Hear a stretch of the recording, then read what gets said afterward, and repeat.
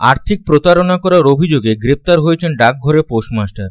আমানতকারীদের টাকা নয়ছয় করার অভিযোগ রয়েছে তার বিরুদ্ধে। ঊর্ধ্বতন কর্তৃপক্ষের তরফে দায়ের করা অভিযোগের ভিত্তিতে কৃষ্ণপ্রসাদ শর্মা নামে ওই ব্যক্তিকে গত সোমবার সালানপুর থেকে গ্রেপ্তার করে পুলিশ। বর্তমানে তিনি পুলিশ হেফাজতে রয়েছেন ও অভিযোগ দায়ের হওয়ার পর তিনি কিছুদিন পলাতক ছিলেন বলে জানিয়েছেন পুলিশ। রূপনারায়ণপুর ও সালানপুর ডাকঘরে কর্মরত থাকার সময় তিনি টাকা নয়ছয় করেছিলেন বলে অভিযোগ। পুলিশের দাবি তার কাছ থেকে ডাকঘরের ভুয়ো স্ট্যাম্প সহ বেশ কিছু জাল নথিপত্র বাজেয়াপ্ত করা হয়েছে। আসানসোলের সালানপুর ও হিন্দুস্তান কেবলসে দুই পোস্ট অফিসের বিরুদ্ধে প্রতারিত গ্রাহকদের অভিযোগ বেশ কয়েকজন গ্রাহক নিজের কর্মজীবনে অর্থ সঞ্চয় করে রেখেছিল পোস্ট অফিসে।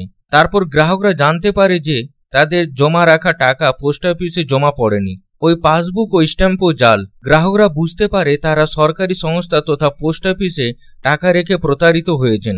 বিষয়টি সালানপুর থানায় লিখিত অভিযোগ করা হয়।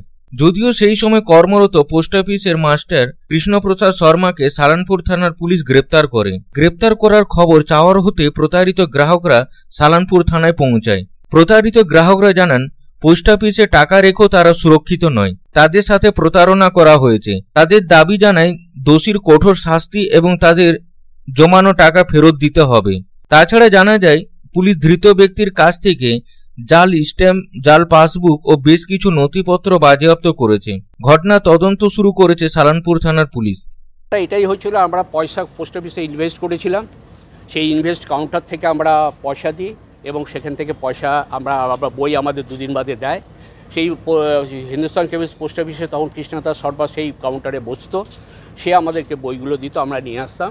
কিন্তু বিগত কিছুদিন পরে যখন আমরা আবার তুলতে গেলাম তখন পোস্ট অফিস বলছে এটা পুরো ফ্রড, জালি স্ট্যাম্প, জালি সব কিছু জালি, কিন্তু বইটই সব অরিজিনাল রয়েছে। তাহলে আমরা সাধারণ মানুষ, আমার ভেতরে যদি হার্টের প্রবলেম থাকে, ডাক্তার ছাড়া কি আমি নিজে বুঝতে পারবো যে স্ট্যাম্পটা অ্যাকচুয়াল স্ট্যাম্প না স্ট্যাম্প? আমরা তো সাধারণ মানুষ, এইভাবে আমরা প্রতারণা হয়েছি। কোন পোস্ট অফিসের ঘটনা এটা? হিন্দুস্তান কেবলস পোস্ট অফিসের ঘটনা। সেম পোস্ট অফিস হচ্ছে সালানপুরের ঘটনা। এই দুটো পোস্ট অফিসের মেন ঘটনার মধ্যে টোটাল যা শুনেছি আমি, আমার কাছে যেগুলো আছে 8 কোটির ওপর স্ক্যাম হয়েছে।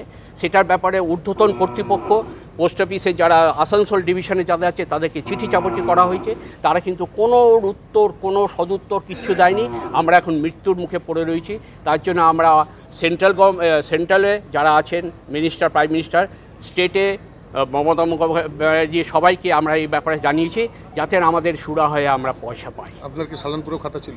সালানপুরে আমার ছিল না, আমাদের বন্ধুবান্ধবদের যারা আছে, যারা আমাদের নিজস্ব সব কিছু আছে, তাদেরও খাতা ছিল।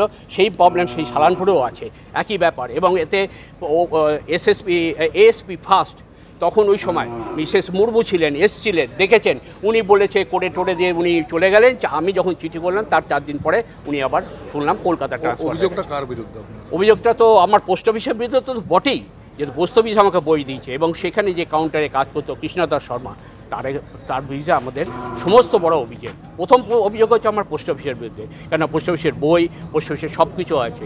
যদি সেই থাকা, যদি পোস্ট অফিস যদি বলে এটা ফ্রড, তাহলে আজ কালকেও তো আমাকে একটা বই বলতে পারে ফ্রড অন্য কোনো ইয়েতে। সেখানে কিভাবে প্রমাণিত হচ্ছে যে আমি ফ্রড না ফ্রড না?